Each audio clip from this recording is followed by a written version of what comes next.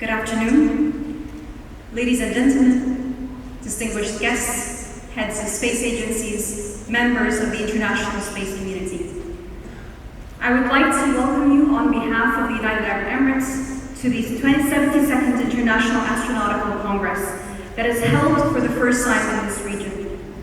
And as we continue to discuss the advent of space through various sectors and the benefits of space to various sectors, we remember the importance of access to space and the importance of international collaboration in the wider space of things. And we gather here today to share experiences, to understand the benefits, and to push forward.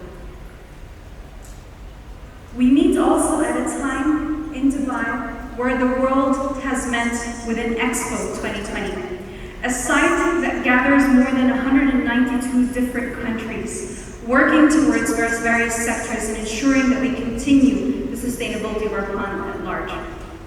And as we move forward within the space sector in the Emirates, there is a large importance on building and fostering collaboration, with an important tech priorities on the following three areas. Earth observation is an area that we will continue to strengthen our capabilities in and increase investments in, followed by satellite communications and the importance of the advent and merge of satellite communications together with our traditional communications methodologies and how can we move forward with system development.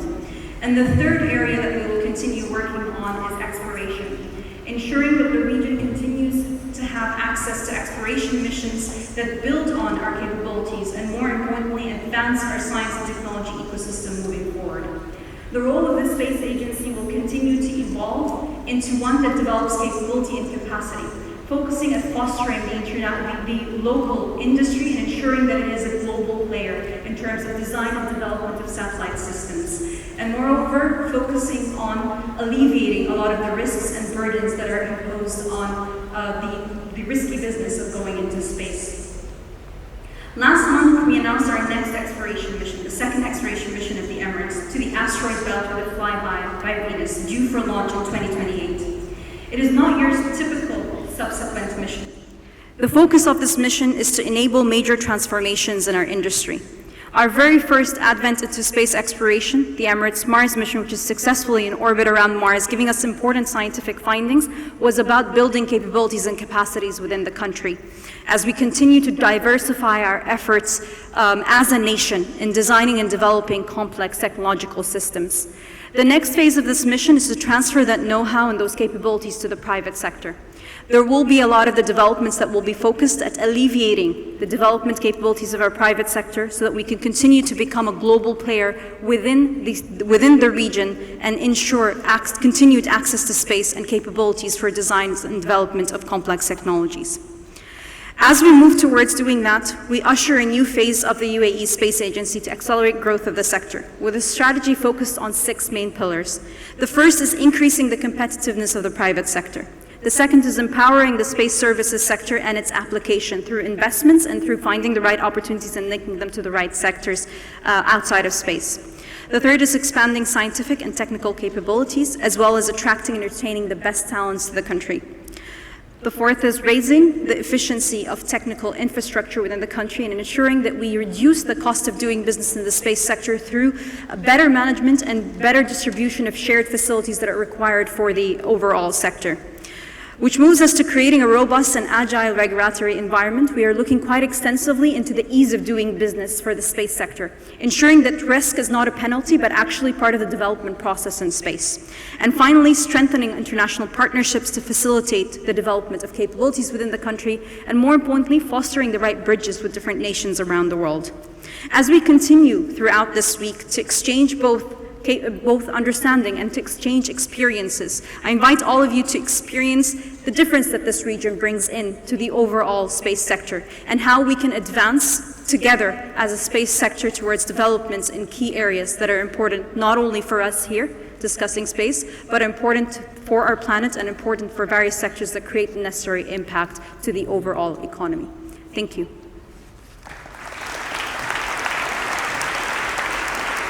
Thank you very much for your speech. Very inspiring. And I would like to say that NASA is represented in person here today by the Deputy Administrator, Pam Melroy. But the NASA Administrator, Senator Bill Nelson, regrets very much not being able to join us here in person, and he has sent a very short video, which we are rolling now.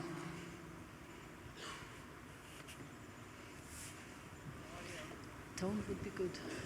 Really good representative of NASA, Deputy Administrator Pam Melroy, incredibly accomplished former Space Shuttle commander. Hi, everybody. I wish I could be with you today, but we have a really good representative of NASA, Deputy Administrator Pam Melroy, incredibly accomplished former Space Shuttle commander, Air Force test pilot. She's an outstanding leader, and she has been right in the middle of pressing NASA out into the cosmos. So right now at NASA, we're preparing to return humans to the moon for the first time in a half century. But this time, we're not just going to plant flags. Our long-term presence on the lunar surface is going to help us develop science and technology that we need to get ready to go sending humans to Mars. And while NASA will always push out into the unknown, central to our mission is protecting this planet that we have. After all, it's the only one we have. It's home. And I can tell you, having looked out the window of a spacecraft orbiting the Earth, I became more of an environmentalist. And when I flew 36 years ago, it made me want to be a better steward of what we have, this incredible, beautiful, creative, alive planet, so beautiful, and yet it looks so fragile from space. And NASA is involved big time. In fact, the point of the spear for the U.S. government on climate change, because we design, build, launch, and operate a lot of the spacecraft that are very precisely measuring what is happening to the climate of our planet. So if we want to mitigate what's happening in the climate change, we have to understand it. We have to measure it. And all of that is a contribution to science for the sake of humanity here on this planet. NASA's total value, it's really hard to quantify. For example, we're constantly encouraging STEM education. It's additional things like technology spin-offs from our space program and our aeronautics program. It's commercial and international partnerships. And obviously, we can't do any of this alone, just as the U.S. NASA's missions are fueled with agencies and partnerships around the world. Partnerships in space and on Earth are going to help define the discovery that we are all encountering, and it will help define humanity's future here on this planet. So let's work together to preserve our planet. Let's explore peacefully and transparently. And let's work together to inspire the next generation of adventurers, explorers, and pioneers. Have a great conference.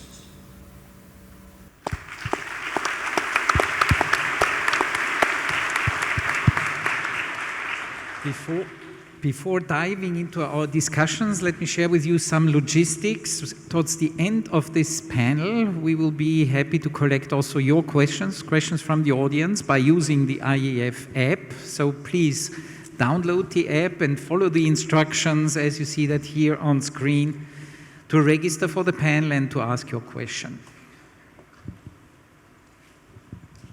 Good.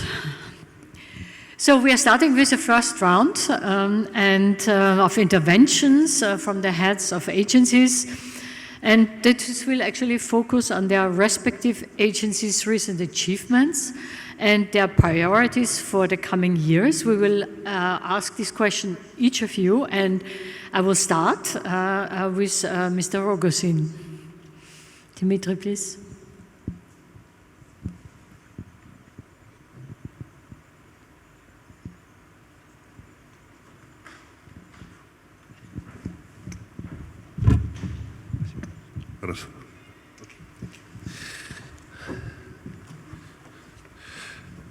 Уважаемые участники форума, добрый день. Dear participants of the IAC, good morning. Я хочу сказать, что для нас большая честь принимать участие в такого рода мероприятии. И сразу хочу отметить высокий уровень организации мероприятия со стороны наших эмиратских коллег. I would like to say that it's a great honor for us to be able to attend this event, and I would like to thank our organizers from the United Arab Emirates for investing tremendous efforts into organizing this event so well. За короткое время выступления вряд ли я смогу представить итоги нашей работы за последний год, но отмечу два важных фактора. I only have 5 minutes to tell you about our achievements in space, and it's certainly not enough time. So I would like to focus on two particular things. Этот год большой год для всемирной космонавтики. Это 60 лет с момента полета первого человека в космос Юрия Алексеевича Гагарина. This is a remarkable year for space industry, since in 2021 we are celebrating the 60th anniversary of the first man's flight into space. Поэтому в этом году мы, Роскосмос, решили достроить российский сегмент Международной космической станции. И в июле провели успешный запуск, стыковку и адаптацию с Международной космической станцией многофункционального лабораторного модуля «Наука». And this is why this year we decided to celebrate this anniversary by launching a multifunctional laboratory module Nauka.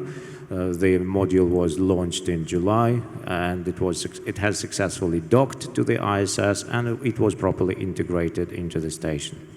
Для нас это была довольно-таки сложная операция, потому что мы последний раз отправляли такие 20-тонные модули и проводили их стыковку в космосе 21 год тому назад.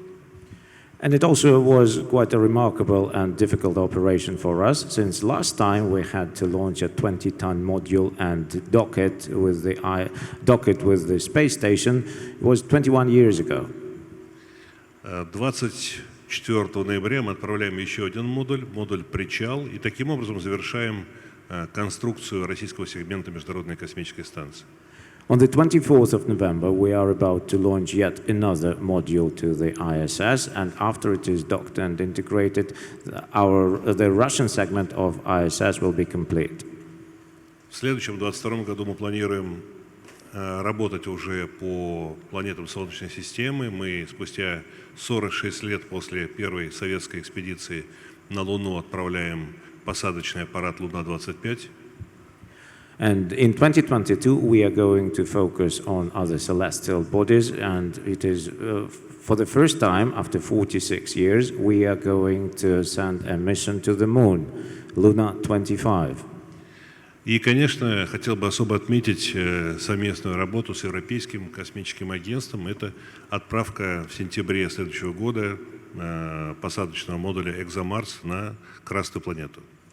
And I would also like to notice our cooperation with the European Space Agency, and within the framework of this cooperation in September 2022, we are about to launch a lander to Mars. Вторым важным моментом нашей жизни в этом году это реализация научно-просветительского проекта «Вызов». The second remarkable project that we undertook this year was the popular science project called Вызов, or Challenge in English. Дело в том, что мы обязаны отрабатывать все возможные нештатные ситуации в космосе, и мы решили смоделировать необходимость проведения хирургической операции в открытом космосе, то есть на станции в условиях невесомости.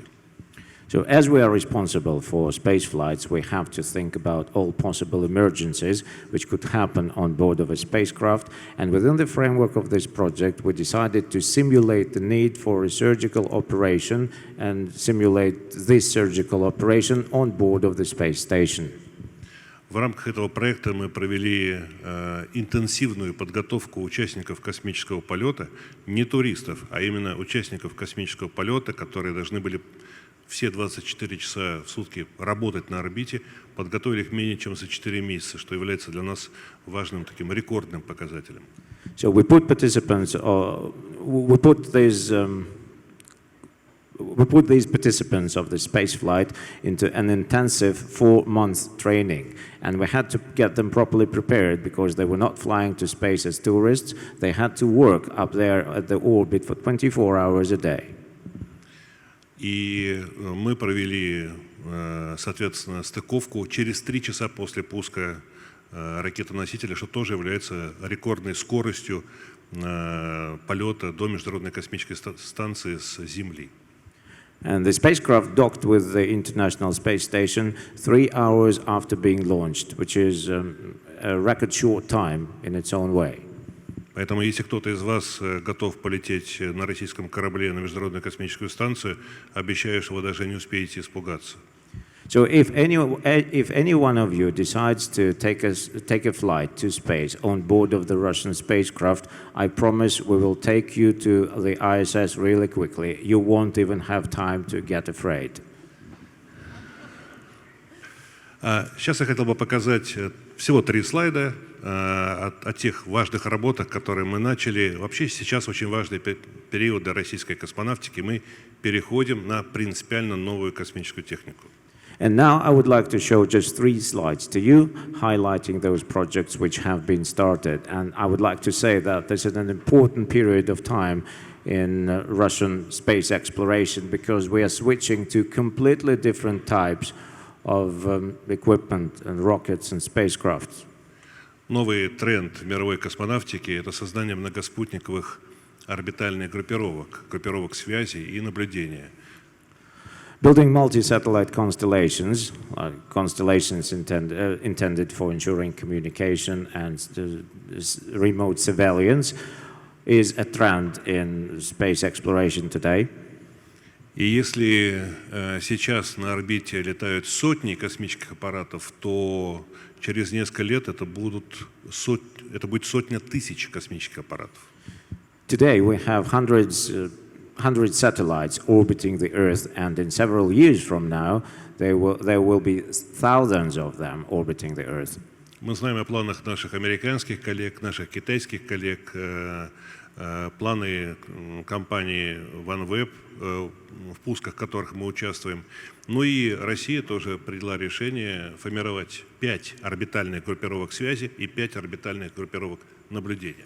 We are aware of the plans to build up satellite constellations that our American colleagues and our colleagues from China have. We're also aware of plans that commercial companies have in this regard, like Webb, for example, and we are launching these satellites to the orbit for Webb. So Russia has decided to deploy 5 communication constellations and 5 surveillance constellations.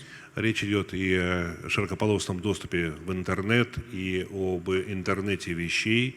А в части спутников наблюдения речь идет прежде всего о радиолокационных аппаратах, которые смогут обеспечить освещение обстановки в Арктике. After being deployed, these constellations will provide access to broadband internet and also enable Internet of Things. And in terms of, and this surveillance constellation will ensure proper coverage and imaging of the Arctic area. В 2022-2023 году мы начинаем уже запуски прототипов этих космических аппаратов, то есть мы начинаем формировать орбитальную группировку уже со следующего года. We will start building up these constellations from 2022 and 2023. The first prototypes of these satellites would be launched then. Следующий слайд покажите, пожалуйста. Next slide, please. На этом слайде это одна из работ, которые мы ведем в рамках многоразовых космических систем, многоразовых ракет-носителей. This slide outlines our efforts, which we invest into building multiple-use rockets and multiple-use systems. Мы делаем ставку на создание двигателей на сжиженном природном газе. We are currently focusing on building a methane-powered engine, поскольку именно такой двигатель не требует какой-то дополнительной очистки после использования. This engine will be using LNG as fuel, and it would not require extra cleaning and extra maintenance after being fired. Техническое задание на создание такого рода двигателя на метане – это не менее 300 включений одного двигателя. Under our specification, we expect to build a methane-powered engine which would allow for 300 firings. То есть на старте, на торможении в верхних слоях атмосферы и на динамической посадке. Таким образом, мы хотим создать носитель в среднем классе, который может использовать первую ступень не менее 100 раз.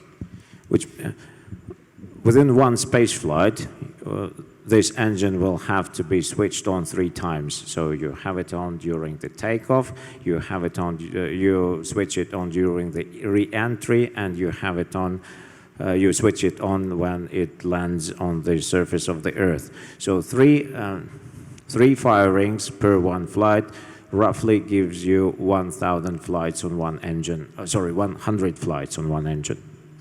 Мы также с учетом особенностей географического расположения России со следующего года начинаем испытание прототипа сверхлегкой ракеты, ступени которой будут возвращаться не вертикально, а как самолет, в самолетном режиме.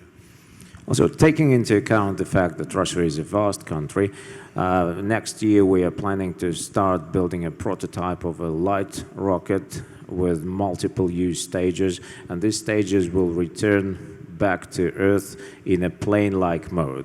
They will be gliding. Самый главный критерий, который мы ставим перед разработчиками, это надежность, простота. То есть ракета должна быть похожа на автомат Калашников. Очень просто, все должно быть сделано. And the key task we have set in front of our rocket designers is that the design should be simple and reliable. Metaphorically speaking, this rocket should be as efficient as the Kalashnikov machine gun. Так и назовем Калашников, летающий Калашников. And you know what Kalashnikov machine gun is, and we call it this way. Если вы поддержите. And we will even call it this name if we have your support for it. Так, да. Третий слайд, пожалуйста. Да, вот это очень интересная тема, и хочу сказать, что в Советском Союзе был опыт создания космических реакторов небольшой мощности, примерно до 5 киловатт мощности. Here on this slide we also talk about a very interesting topic, which is the use of nuclear energy in space. And Soviet Union had experience in building nuclear reactors to be used in space, and those reactors had power up to 5.5 kilowatts. У нас в стране, вы знаете, очень развита атомная промышленность, и есть еще одна государственная корпорация, Росатом, которая очень близкая нам, партнерская корпорация. Russia is well known for its nuclear industry, and we have Rosatom State Corporation, which is overseeing nuclear development in Russia, and it is working as our partner. И мы начали работу над созданием реактора космического базирования мощностью не менее 500 киловатт, то есть полмегаваттного класса. So we have started a project focusing on building a space-based nuclear reactor with 0.5 megawatt power. Если мы с вами говорим об освоении дальних уголков Солнечной системы или других галактик, то говорить об возможности использования традиционных химических двигателей бессмысленно. Можно говорить только о ядерной энергетике в космосе. And we are looking at the potential of using nuclear energy simply because if we seriously intend to explore the solar system and even the solar system and other galaxies, we would not be able to do that using traditional liquid propulsion rocket engines. We will have to use a different source of power. Такой космический буксир способен обеспечивать за счет одного перелета гравитационный маневр вокруг Луны, гравитационный маневр вокруг Венеры и двигаться в сторону Юпитера, каждый раз на витке обеспечивая десантирование серии космических исследовательских аппаратов.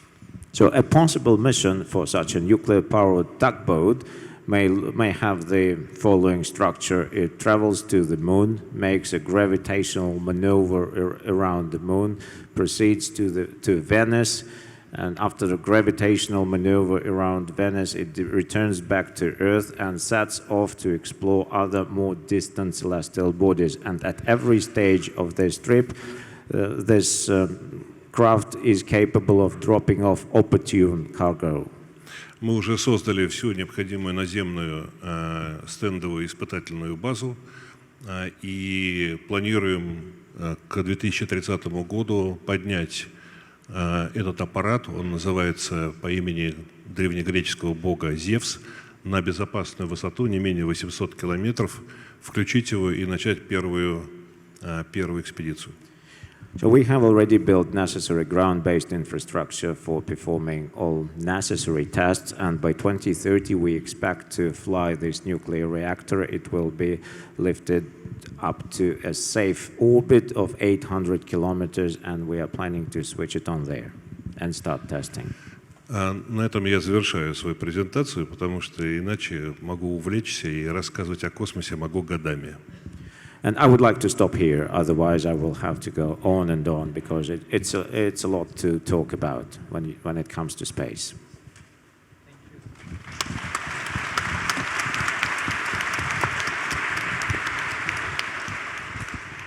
Thank you very much, Mr. Rogozin. And let me now ask Pam Melroy for her remarks.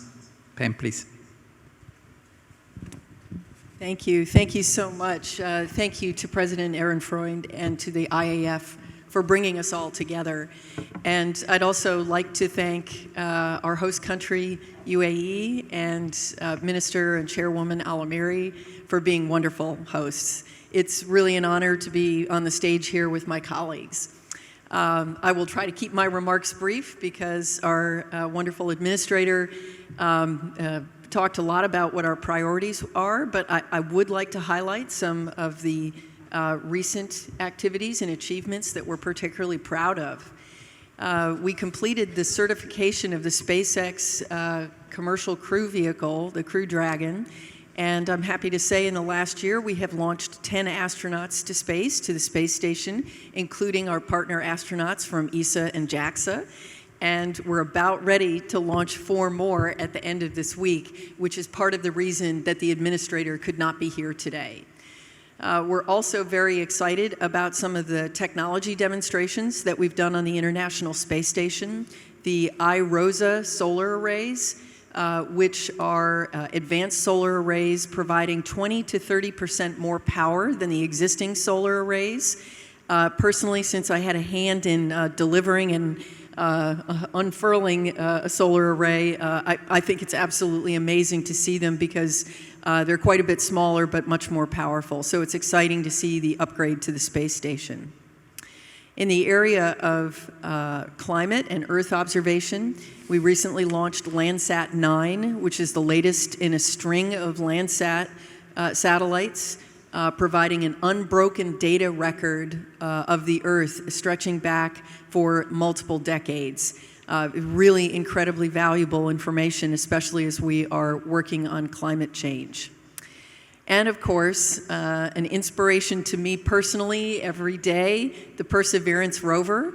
made 25 meters, rolled 25 meters a couple of days ago around the Jezero crater, which is really exciting because it's a place, it was very difficult, really tricky to land there, but it's super interesting because we think it's the place on Mars that is most likely to have had life in the past. There's lots of evidence of previous water having been there. And Perseverance has 2 samples in the can, sealed up, and we can't wait to see what we'll find out and the Mars sample return in the early 2030s with our European partners. And of course, Ingenuity.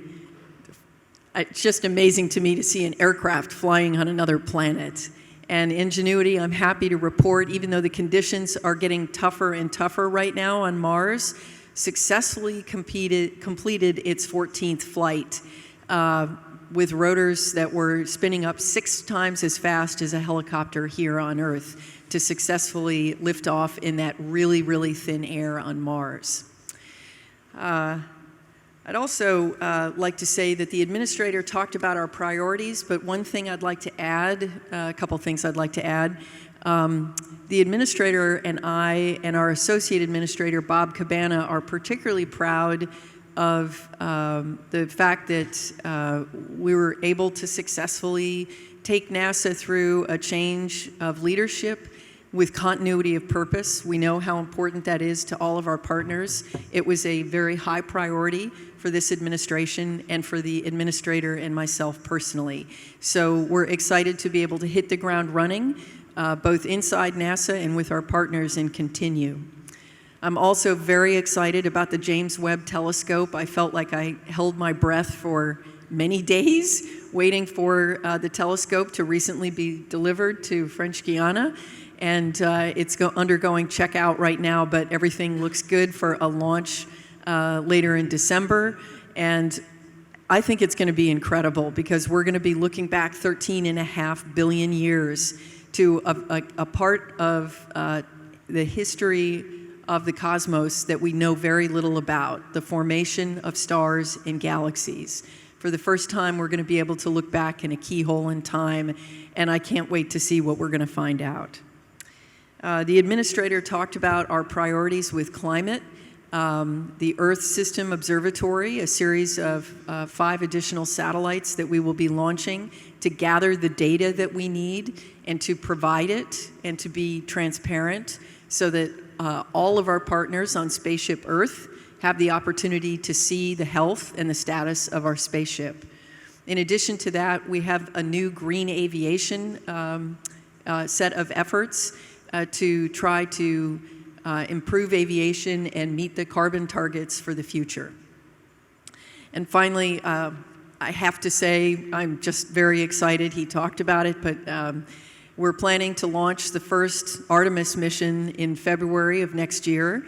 It is going to be amazing to see this rocket that's capable of taking humans to deep space with a spacecraft that can protect them and return them back to Earth all the way from the moon. It's quite a bit harder than coming back from low Earth orbit. It's a test flight. We will see how it goes. We're going to learn a lot. We don't know very much about the environments out there. And we'll be shaking down the vehicle, so stay tuned.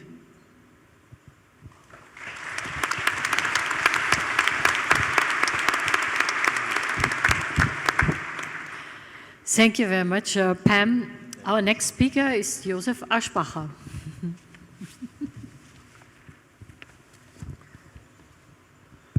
So thank you, Pascal. Also from my side, really thank you for having us here to the IAF, to the UAE. It's fantastic to be together and meet friends and colleagues here on stage, but also here in the room. This is really incredible. I have prepared a couple of slides. If we can go to the next one, just to give you a brief update of where we are. But before I explain these slides, just to recall that we had a successful launch of Ariane 5 just last night, 1 day ago. And this was a very important milestone because it's the last Ariane 5 flight before the next important one, which is indeed James Webb Space Telescope on the 18th of December, And this, of course, is a highlight which you also see on this slide here, which we are all anxiously waiting for, preparing for. Of course, this is first and foremost a NASA mission, but also ESA and the Canadian Space Agency. We are very proud to be part of it and really offer also in this particular case a ride of the James Webb Space Telescope into the universe and really explore what we have not seen before.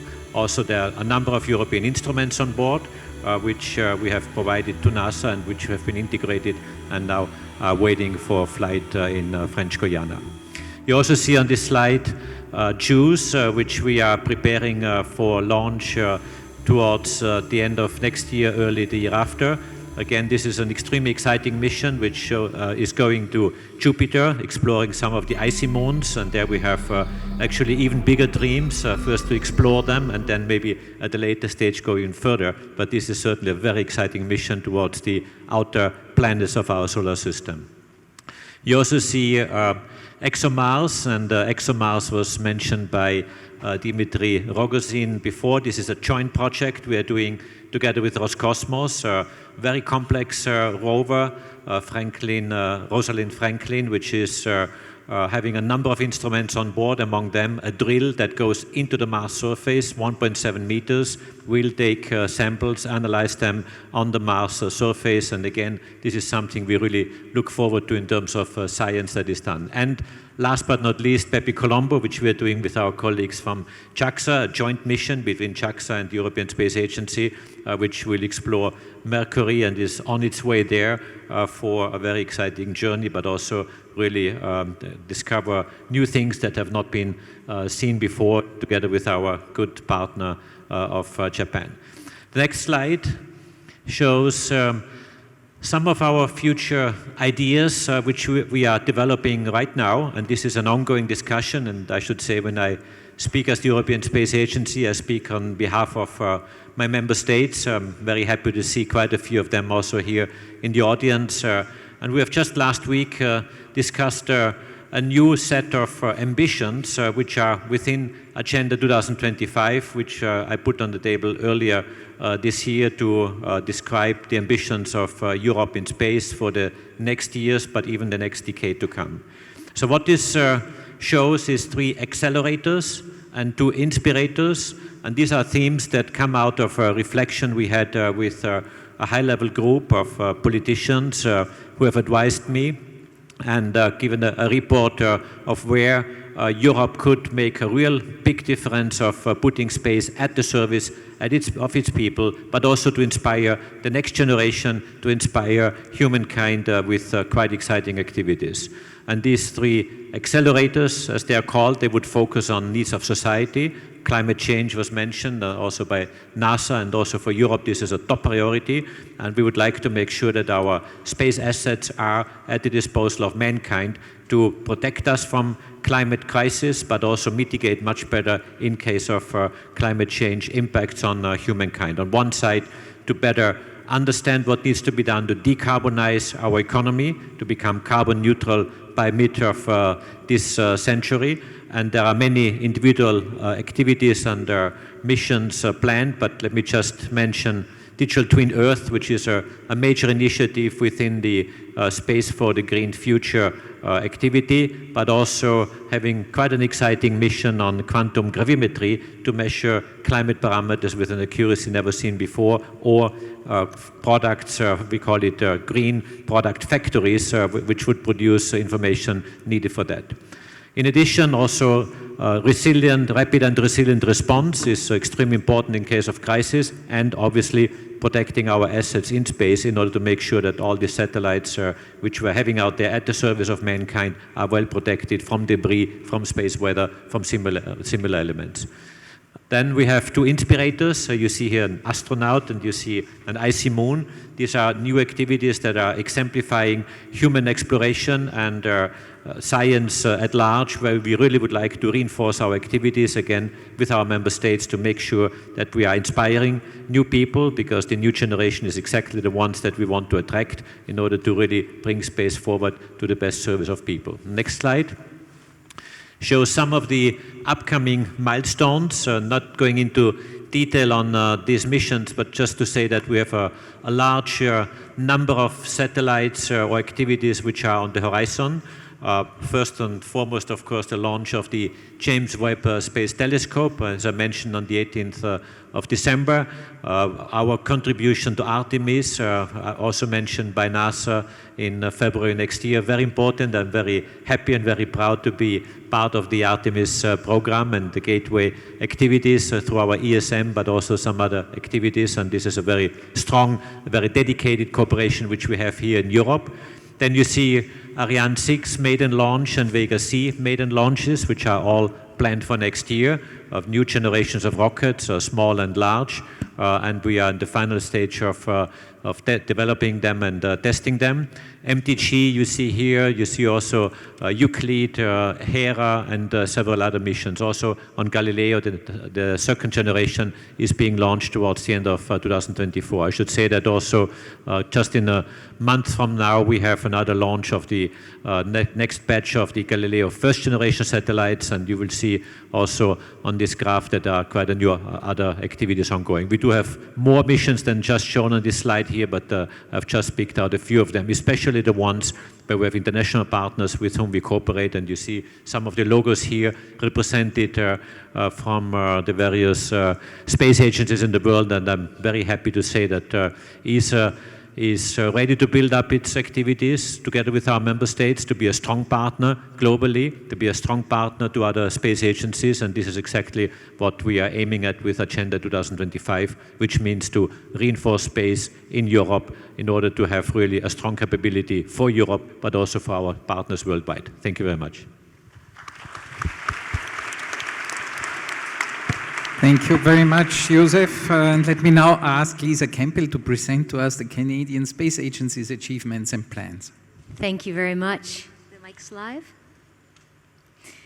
Hello, everyone. Wonderful to be here, and thank you again to our host. Slide 1, please. So last year, we celebrated 20 years of human presence aboard the International Space Station.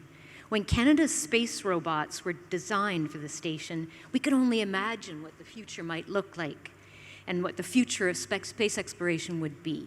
But we designed our robots to evolve. This summer, Canadarm2 and our robot Dexter teamed up to use images from their cameras to autonomously connect to an anchor point on the station. This operation usually requires controllers on the ground. Our robotics expertise has evolved significantly, increasingly allowing robots to perform tasks without human intervention. Slide 2, please. In the coming years, we'll be taking AI-enabled robotics to the next level, especially with Canadarm3 on the Lunar Gateway. In fact, work on Canadarm3 is already underway. Thanks to this contribution, a Canadian astronaut will be part of the Artemis 2 mission, the first crewed mission to the moon since 1972. Last fall, we joined our partners in signing the Artemis Accords. Since then, we consulted Canadians on a framework for future space exploration. They confirmed the urgent need for updated regulations given the rapid development of technology and growing interest in space worldwide. These consultations will help inform Canada's national and international efforts. Slide 3, please. This year, we also announced that Canadian companies will have the opportunity to conduct technology demonstrations in lunar orbit and on the moon's surface. And within the next 5 years, Canada plans to land a lunar rover on the moon. The CSA's new Tech Accelerator program is supporting promising technologies with strong commercial potential for the lunar supply chain. We recognize the sustained investment helps our space companies continue to develop. Even though the pandemic challenged our usual business procedures again this year, I'm so proud that the CSA team was able to grow investments. As a result, Canada's space sector is stronger than ever. Slide 4, please. Closer to Earth, the RadarSat constellation mission satellites are completing their second year of operations. They've been collecting 250,000 or 250,000 images of the Earth every year. For a country like Canada, seeing with SAR imagery is critical. This Earth observation technology is now being developed to one day be used to see ice water on Mars. The data generated by the RCM satellites is enabling over 60 different critical services for the Government of Canada in areas like environmental monitoring, ice mapping, farming, and safety and security. Technology is advancing quickly, and in the future, a broader range of data combined with AI and powerful computing could generate infinite solutions for life on Earth. Finally, like all of you, we're looking forward to the upcoming Webb telescope launch. Canada has contributed 2 instruments, the Fine Guidance Sensor, which will help the telescope locate and track its targets and ensure clear and detailed pictures, and the other will enable scientists to determine the composition of exoplanets' atmospheres and observe distant galaxies. As you know, space has an unparalleled ability to inspire the next generation. This summer, we hosted young space enthusiasts from across Canada for an astronaut camp with agency experts and astronauts. The space economy is growing, and it's never too early to start recruiting. Thank you. Merci beaucoup. Thank you, Lisa. Let me now ask Hiroshi Yamakawa for his remarks. Thank you very much. It is a great honor for me to participate in this distinguished forum today. Now, I would like to talk about JAXA's recent achievements and near future priorities. Well, first of all, I would like to start with JAXA's asteroid explorer Hayabusa 2. And the spacecraft returned to Earth at the end of last year after successfully touching down on and collecting samples from the surface of the asteroid Ryugu. And it demonstrated the advanced automatic and autonomous approach, landing and sample return technologies. And it is now conducting an extended mission to a new asteroid in the solar system using the remaining fuel.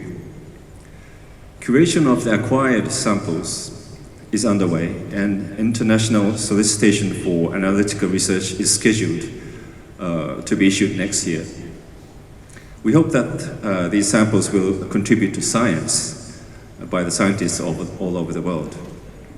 And Hayabusa 2 is really an international collaborative mission. And we would like to thank NASA, DLR, CNES, the Australian government, and all related organizations all over the world. As for space transportation, the UAE's Mars probe, HOPE, was successfully launched by MHI in July 2020 from Tanegashima Space Center using JAXA-developed H2A rocket, despite the restrictions imposed by COVID-19 pandemic. And we had the honor of Her Excellency, Minister of State Sarah Al-Amiri, visiting Tanegashima Space Center and stayed for a very long time. Really, thank you for that. And another H2A rocket will be launched quite soon to deploy a Japanese navigation satellite, QZSS. And Epsilon rocket will be launched also very soon to deploy multiple satellites at the same time. Regarding human spaceflight, astronaut Hoshide is currently on a long-duration stay aboard the ISS, and as an ISS commander, he has accomplished a great deal, not only in extravehicular activity, but also in organizing the crew through teamwork. Astronaut Wakata is also scheduled to be aboard Crew 5 next year, and astronaut Furukawa is also scheduled for a long-duration stay at the ISS in the near future. Following the Japanese government's decision to participate in the Artemis program, the recruitment of new Japanese astronauts will soon begin. I look forward to seeing further achievements of Japanese astronauts on the ISS, on the Gateway, and the lunar surface. In order to promote the use of low Earth orbit, small satellites are regularly released from the Japanese experiment module Campbell on the ISS, and this month, Republic of the Philippines and Australia's CubeSats were successfully deployed. Next slide, please. Now I will go on to JAXA's future priorities. First, I'd like to talk about international space exploration activities. Under the US-led Artemis program, we're looking into providing the life support systems to the Gateway and contributing to the transportation of goods using the new supply vehicle HTVX. In addition, JAXA is conducting a joint research with a Japanese automaker on a manned pressurized rover to support sustained exploration activities on the lunar surface. And already mentioned by Joseph, Bepi Columbus spacecraft, which is the ESA-JAXA joint mission, is on its way to Mercury right now. And talking about lunar polar exploration mission, that will be conducted together with India, ISRO. And as for the inheritance of the Hayabusa mission, JAXA is also developing an international joint Martian moons exploration mission, which we call the MMX. And it is planned to be launched in 2024 and return to the Earth in 2029.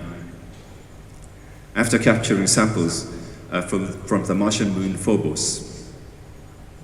Through this mission, we hope to contribute to future manned Mars exploration by establishing the technology necessary to travel to and from Earth and Mars, as well as advanced sampling technologies on celestial bodies. In every mission, as everybody talks, international collaboration is very important, is vital, as we have successfully done and shown in the ISS program, together with NASA, ESA, Canadian Space Agency, and Roscosmos. Next is the new H3 rocket. The H3 is a Japanese new flagship launch vehicle, which aims to achieve the three elements. Those are flexibility, high reliability, and low cost.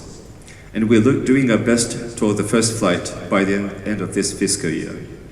We believe that this new rocket will be favorably received by the market, attracting attentions as an easy-to-use rocket from users all over the world. Finally, I'd like to talk about the sustainability. We will also focus our efforts on the SDGs and sustainable space utilization. For example, we would like to contribute to tackling climate change by continuously observing global phenomena using all of JAXA's Earth observation satellites equipped with optical, radar, carbon dioxide, and precipitation observation sensors. We are also committed to the safe and sustainable use of outer space in order to preserve the space environment for the current and future generations. And we will implement projects aimed at removing large debris of Japanese origin and collaborate in international forums such as the United Nations. Finally, I would like to say that JAXA would like to contribute to the creation of new knowledge and the solution to tackle global issues. And of course, we would like to strengthen further international collaboration. Thank you very much. Thank you very much, Dr. Nakawa. And we now go to India with Dr. K. Sivan, please. My dear distinguished leaders of space agencies and participants of 2021 IAC, greetings from India. Let me first congratulate Mohammed bin Rashid Space Center for organizing this wonderful event. So Dr. Vikram Sarabhai saw the potential for space technology in India and set a vision of being second to none in the application of the space technology for societal purposes. Today, ISRO had fully realized its vision as a national endeavor All along, we have collaborated with many space-faring and non-space-faring nations. Over the last 6 decades of our space journey, we have completed 82 launch vehicle missions, 112 satellite missions, 2 re-entry missions, and have operationalized more than 250 space applications in Earth observation domain, navigation, disaster management, and e-governance. Presently, we have 53 operational satellites and 3 operational launch vehicles. We have launched more than 350 customer satellites from 34 countries. Earth observation and associated technologies are our strength. We have a thriving geopotential industry with more than 100 industries active in geospatial data analytics and services. We cover the entire Indian subcontinent and world-class satellites. Public access to these services are well-defined through well-defined geoportals, which have a user-friendly interface. We also have executing the world's most advanced and expensive Earth observation satellite in collaboration with JPL and NASA to monitor and manage the global natural resources and hazards. The satellite is called NISR, NASA ISRO Synthetic Aperture Radar Satellite, which is in advanced stage and which will be launched in 2023 and 24 time frame. Now, what is advanced? Our Honorable Prime Minister has really declared that an Indian son or daughter should be taken to space safely and they bring them back safely from the space to Earth. And with this mandate, we are working to demonstrate the human spaceflight technology through 2 unmanned launches followed by a crew mission. The first uncrewed mission is planned next year, middle. The flight-proven GSLV Mark III is modified with a crew escape system to launch the 7.5-ton orbital module with around 3 crew at a time. The maximum duration of the demonstration mission is 3 days, which will be increasing gradually, culminating in a sustained human presence in space in an Indian space program, station. Gaganyaan program has reached a critical maturity level. Astronaut selection is completed and training is underway. The launch vehicle and orbital module have entered the testing phase. The whole mission is designed to ensure that the human habitat requirements and physiological limits are not violated in any phase of the mission. Large number of simulations are underway to prove the design robustness of the systems, which includes launch vehicle as well as crew module. Most of the engineering systems are being developed by ISRO for developing human-centric system, wherein ISRO is not having expertise. We have roped in both national and international expertise.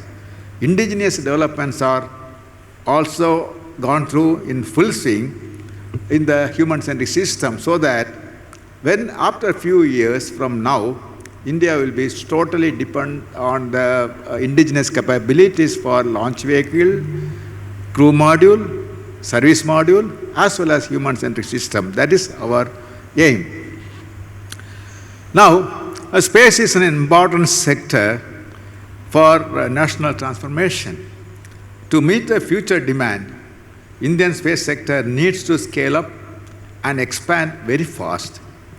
Government of India has approved the space sector reform, which allows for sharing of the knowledge and infrastructure with the private sector, and also has brought in comprehensive policies and guidelines to support growth of the private sector in India. With private sector reform, the ISRO will have that, share that the critical know-how to the private sector and can allow the private people to use the infrastructure built in ISRO to carry out the space activity. And this is a very interesting factor. This opening up the space sector is not only for Indian industry, it is for the global industry as well. Now that different the policies are being drafted, so that the suitable FTA policies also will be there, so that the foreign industry also can invest in the space sector in India. This is a very good opportunity. I would request the entire IAF participants to take care of this one. So the present triad of ISRO, industry, academia, now we are pushing for the quad of ISRO, industry and academia in NSIL and in space. This is a major transformation and has been supported in the highest level of government and very well received by the industry. All of this is expected to result in rapid expansion of the space economy in India. Thank you very much. Thank you very much, Mr. Sivan. We are now going to hear from CNSA Administrator Mr. Sang, and we will show a video.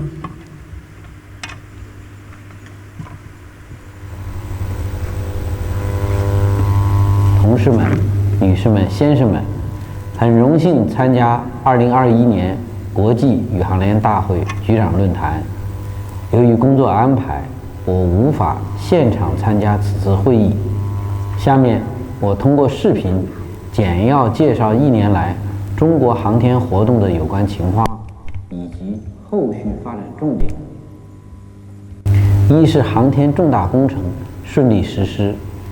自去年11月以来，中国航天共成功实施43次发射任务，将81个航天器送入预定轨道，嫦娥5号成功采样返回，标志着中国探月工程绕、落、回3步走战略圆满收官。天问1号探测器成功着陆火星，开展巡视探测。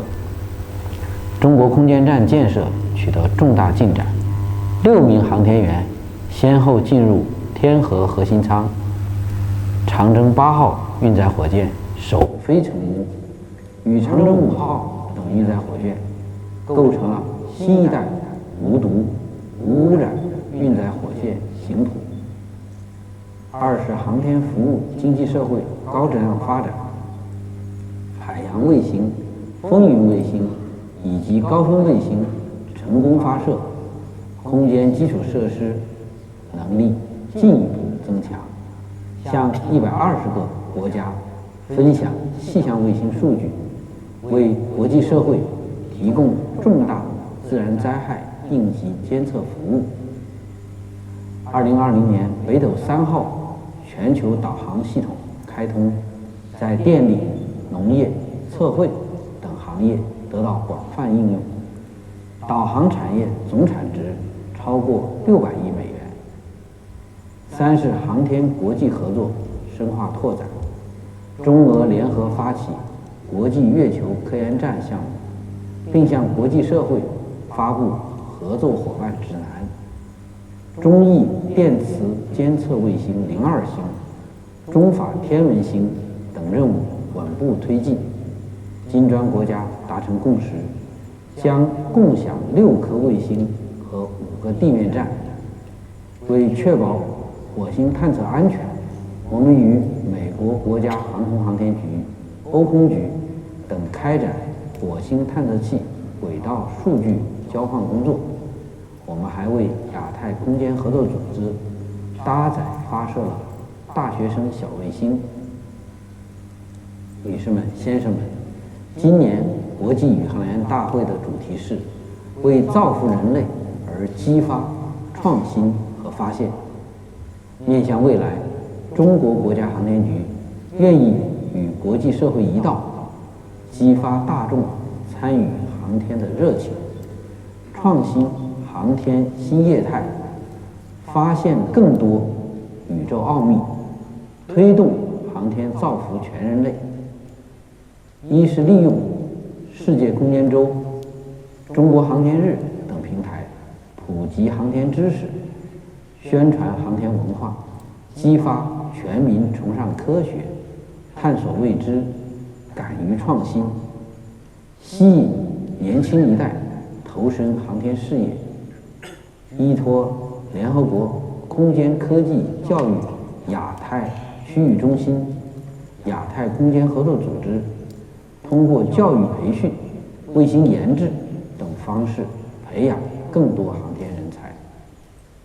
二是积极探索各种新技术、新方法、新理论在空间任务中的应用，推动航天技术与人工智能、量子技术、大数据的结合，服务于经济社会创新发展的需求，推动航天技术助力碳达峰、碳中和、粮食增产与防灾减灾等，持续推进北斗系统、气象卫星、卫星通讯等全球航天公共产品，培育航天器在轨维护、机载通讯等太空经济新业态。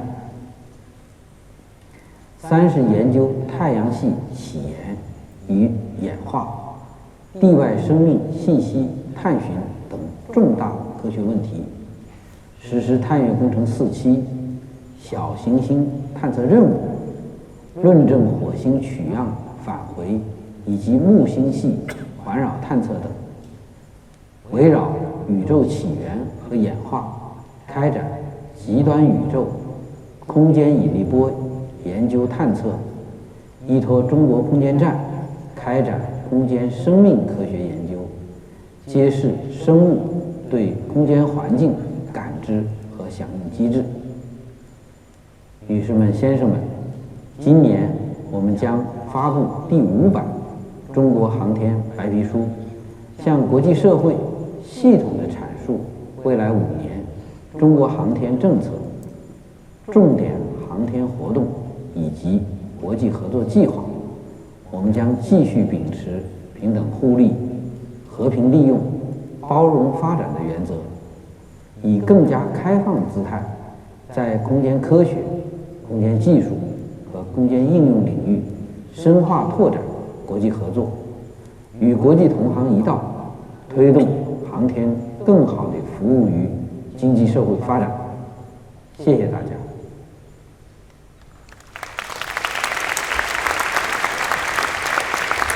So we thank Mr. Sang from the CNSA.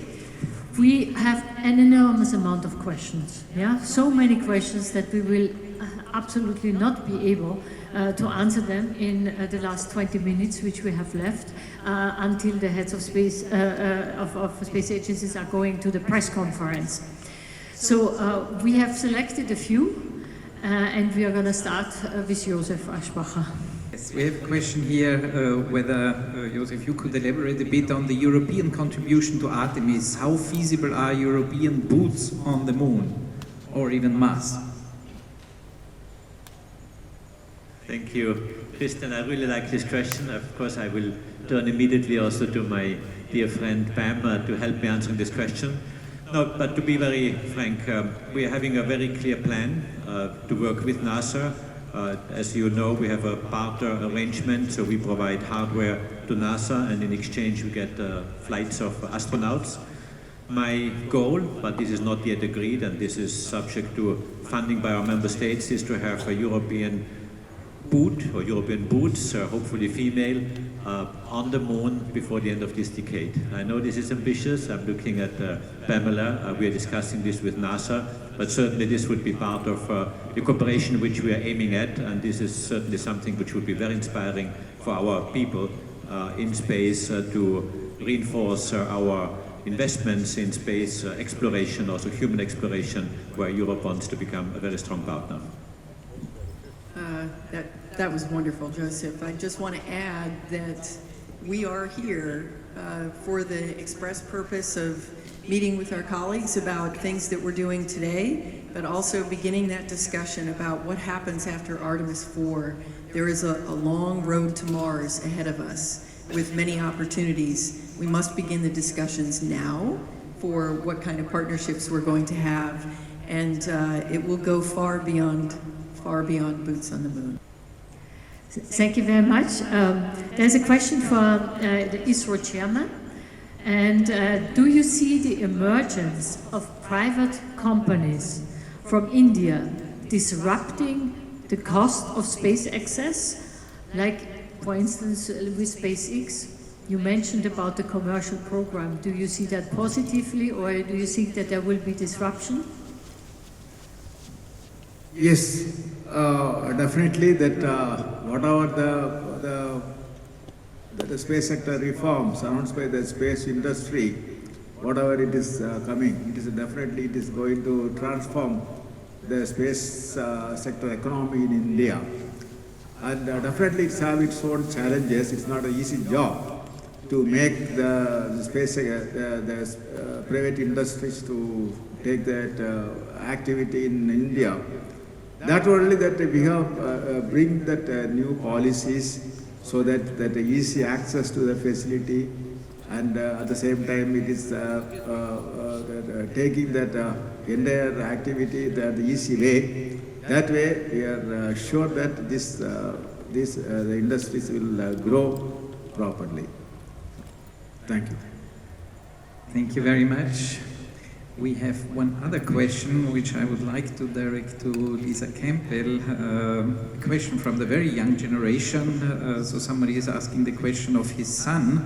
When will kids be able to go to space, especially when we see the oldest human fly to space at 90 years old? Space is becoming more accessible to everyone, and we're very focused on that, space for all. It's why we did our Junior Astronaut campaign, to get you ready. So we had a chance to involve 52 Canadians across the country, and they were able to identify geology on other planets, practice driving rovers. So we're very focused on STEAM, science, technology, engineering, and math, and the arts, to make sure that the next generation is ready as soon as it comes, and we think it's going to come very quickly. We're seeing a huge increase commercially and with public agencies in making both low Earth orbit and deep space more accessible for all. Merci. There is one question for Mr. Rogosin. Who inspired you and Roscosmos to develop reusable rockets? Я все равно не буду отвечать так, как вы думаете, я отвечу.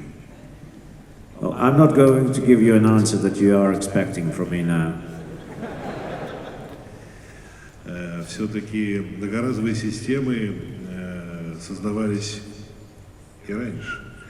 И я хочу напомнить, что в Советском Союзе на рубеже 80-х, 90-х годов была создана многоразовая система энергии буран.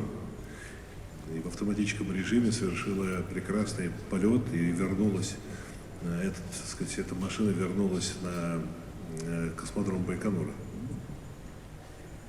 Well, we have to say that multiple-use rockets and multiple-use space systems have been built before. We have an example from the history of the Soviet Union, where in the 1990s there was the Energia Buran system that was capable of automatically flying to space and returning back to Earth, and it performed one flight. Но если говорить вообще в целом о многоразовых или одноразовых системах, что лучше, что хуже, мы все-таки исходим здесь из двух критериев. Первый критерий – это надежности, потому что многоразовая система, она более сложная система. А более сложная система создает дополнительные риски, чем одноразовая система. А с другой стороны, второй критерий – это критерий цена. Если одноразовая система дешевле, чем многоразовая, тогда будет использоваться одноразовая. Поэтому еще раз говорю, здесь не надо абсолютизировать. Всякий раз надо взвешивать вот с точки зрения этих двух критерий, сколько это стоит и надежна ли эта система, особенно в той части, которая касается пилотируемой космонавтики. Well, and I think when we have to choose between an expandable rocket and a multiple-use rocket, we will have to look at two major criteria. One is reliability, and frankly speaking, a multiple-use system is a more complex system, so we have to ensure its reliability. And the second criteria is cost. If multiple-use rocket costs less, then we should go for a multiple-use rocket. So we need to look at these two parameters, and we especially have to take reliability into account when it comes to manned missions. Но если говорить, например, о многоразовых или одноразовых системах, могу вам привести массу других простых примеров. Например, спички. Они многоразовые или одноразовые? Они одноразовые, потому что они очень дешевые. Или шприцы. Раньше вы эти шприцы медицинские кипятили в воде, и они были многоразовые. А сейчас вы используете одноразовые шприцы. Поэтому многоразовость не является панацеей в решении всех вопросов. Это очень важный и очень интересный инженерный путь в развитии более дешевых систем. Но еще раз говорю, именно полноценные многоразовые системы действительно будут дешевле одноразовых. Но будут ли они надежнее одноразовых систем? Не факт. And if we look around, we will find other examples of the choice that we had to make among using an expendable item or a multiple-use item. One of such examples is matches. So we use matches and they are expendable. We're using them because they're cheap and effective. Another example is syringes. Before, doctors used to sanitize used syringes through boiling them. Now we're just using expendable syringes. We only use them once and we throw them away. So it is the cost that matters. And I have to say that multiple-use rockets are not an answer to all questions that we have. Yes, multiple-use systems is, from the engineering perspective, is an extremely interesting way of going forward towards building more reliable and more cost-efficient multiple-use system. Because a truly multiple-use system will indeed cost less as compared to an expendable rocket. Ну и последнее. Я понимаю, о чем был вопрос. Значит, какое влияние на нас произвело то, что сделала компания SpaceX и Elon Musk. And the final point, I understand the motivation behind this question. You actually would like to know what kind of influence SpaceX and Elon Musk had upon Roscosmos. Отвечу очень просто. Российские ракеты до сих пор являются самыми дешевыми в мире. Самыми дешевыми в мире. Это первое. Но то, что сделала компания SpaceX, достойно безусловного уважения. И именно поэтому мы тоже собираемся экспериментировать и работать в этом направлении, о чем я вам показал. Поэтому чем больше конкуренции, тем лучше. Well, my answer to this question would be pretty simple. Russian launch vehicles are still the cheapest launch vehicles in the world to date. However, the achievements of SpaceX and Elon Musk command a lot of respect, and this is exactly why we are going to explore the feasibility of building multiple-use systems, as I have told you in my presentation. Because from our perspective, the more competition we have, the better.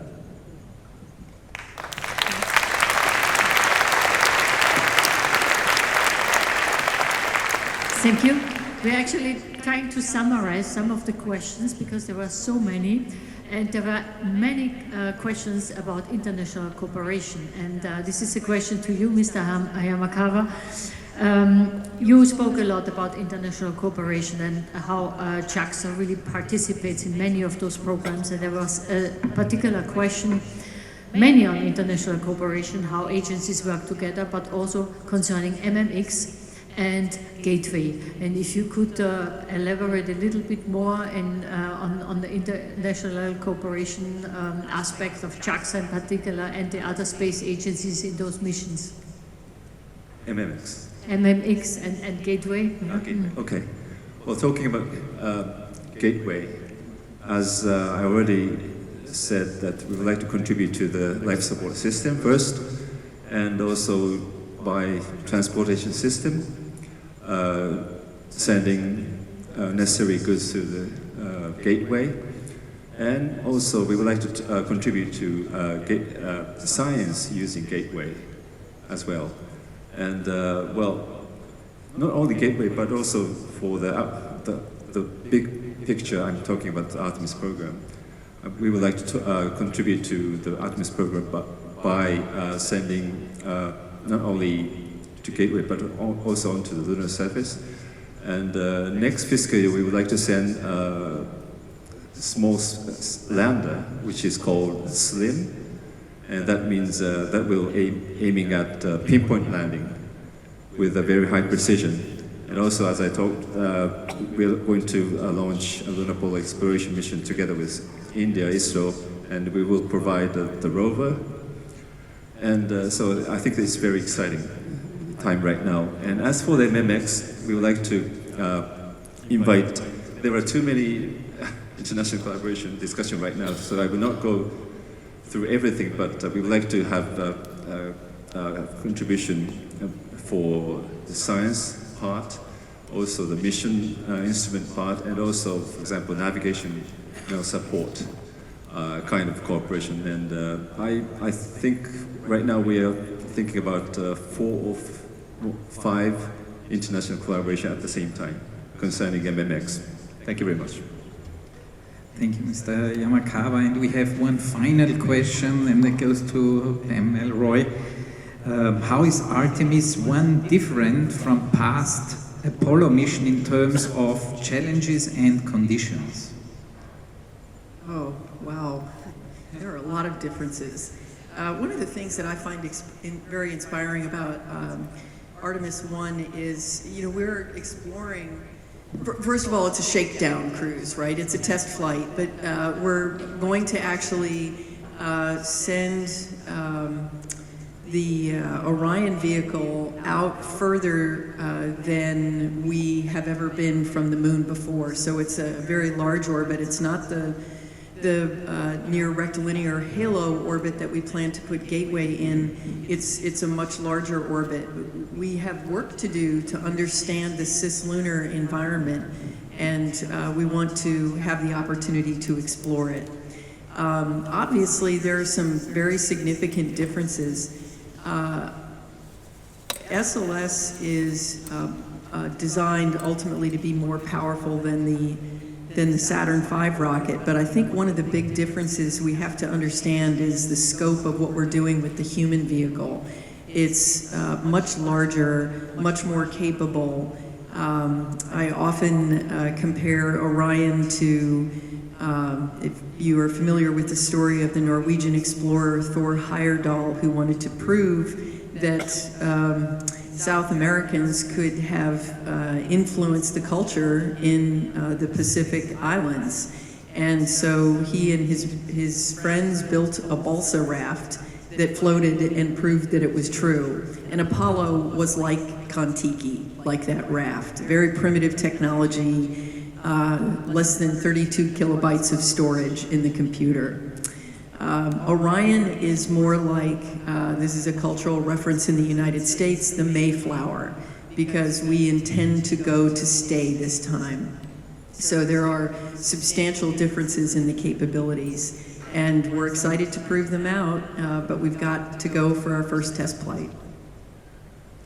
Thank you very much. I have minus 60 seconds to summarize, which is rather difficult, but I just wanted to say that you have all stressed the importance. I want more or less to look at the synergies, stress the importance of Earth observations, of climate change, of new satellite constellations in the future, but also of space applications and new space telecom systems, and how important space applications are for our everyday life and for humanity. There was a lot of discussion still on the International Space Station, still going strong for a decade, hopefully, and interesting experiments, modules, and a lot of astronauts, activities. And there was a lot about planetary exploration and about space exploration until human exploration. And in all, I think in all your statements, there was a really bridge for international cooperation, or showing with what country and how you cooperate. And I think this is something what we want to achieve. This is something what we want to understand here. We thank you very, very much for all your statements. It's always too short, and we can tell you we had 50 or 60 questions, and so there is a lot of interest. And please, I think the heads of space stations are here at this conference to ask, and there is a press conference which follows. And now I would like to ask you to really give a very, very strong applause to this panel.